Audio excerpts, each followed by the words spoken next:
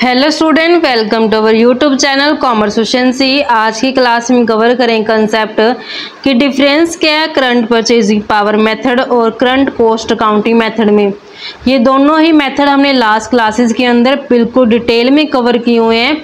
अगर अभी तक आपने लास्ट क्लासेस नहीं देखिए ताकि आपके स्टडी में कंसिस्टेंसी बनी रहे।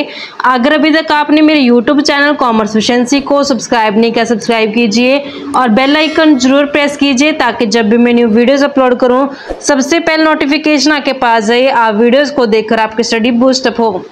कवर करते हैं कि डिफरेंस क्या है करंट परचेजिंग पावर मेथड में यानी कि सीपीपी मेथड में और करंट कॉस्ट अकाउंटिंग मेथड यानी कि सीसीए मेथड में। सीपीपी मेथड और सीसीए मेथड में जो यूज़ किया जाता है इंडेक्स नंबर का, जो सीपीपी मेथड है इसमें हम करंट परचेजिंग पावर मेथड के अंदर जनरल प्राइस इंडेक्स को जो यूज़ करते थे कन्वर्ट करने के लिए बहुत सारे आइटम्स की वैल्यूज़ को, क्योंकि हम इसमें करंट इंडेक्स के अकॉर्डिंग पूरी की पूरी जो आइटम्स थी उसे कन्वर्ट कर देते थे।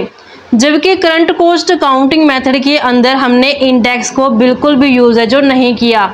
तो जब वैल्यूएशन किया जाता है एसेट्स और लायबिलिटी का, उसमें पर्सनल जजमेंट जो यूज़ की जाती है इंडेक्स नंबर की बजाय।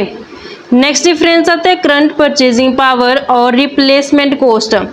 जो सीपीपी मेथड है इसमें जो एसेट्स और लायबिलिटी उसको रीस्टेट कर दी जाती है, यानी कि करंट वैल्यू के अकॉर्डिंग उसे लिया जाता है बैलेंस शीट के अंदर। जो उसकी करंट परचेजिंग पावर होती है मनी की, उसमें हम जितने बैलेंस शीट के अंदर एसेट लायबिलिटी है वो सारी रीस्टेट कर देते हैं, रीवैल्यूड कर देते हैं करंट परचेजिंग पावर के अंदर। जबकि करंट कॉस्ट अकाउंटिंग मेथड में क्या था कि जितनी भी एसेट्स और लायबिलिटी दिखाई गई थी बैलेंस शीट के अंदर उसे हमने करंट रिप्लेसमेंट कॉस्ट के अंदर उसे कन्वर्ट किया था।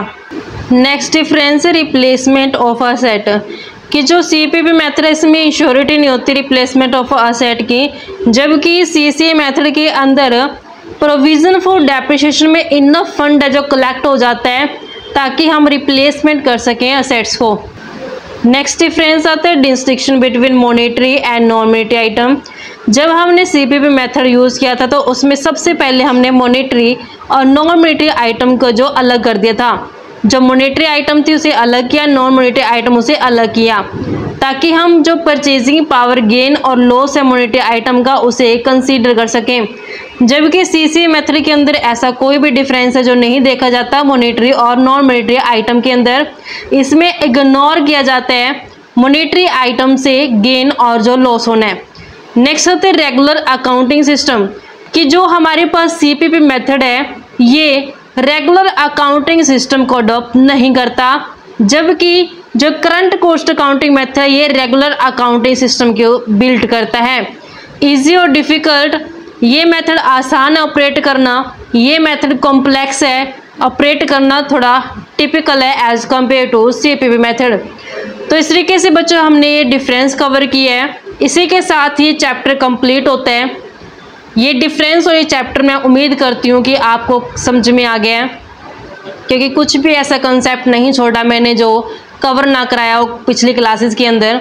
हर एक कंसेप्ट मैंने छोटे से छोटा और बड़े से बड़ा कंसेप्ट मैंने बिल्कुल डिटेल में कवर कराया हुआ है।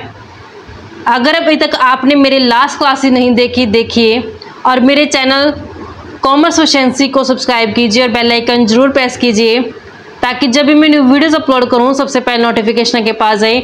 आप वीडियोस को देखकर आपकी स्टडी बूस्ट अप हो और नेक्स्ट क्लास में मिलेंगे एक नए चैप्टर के साथ। रेगुलर क्लासेस आप देखते रहें।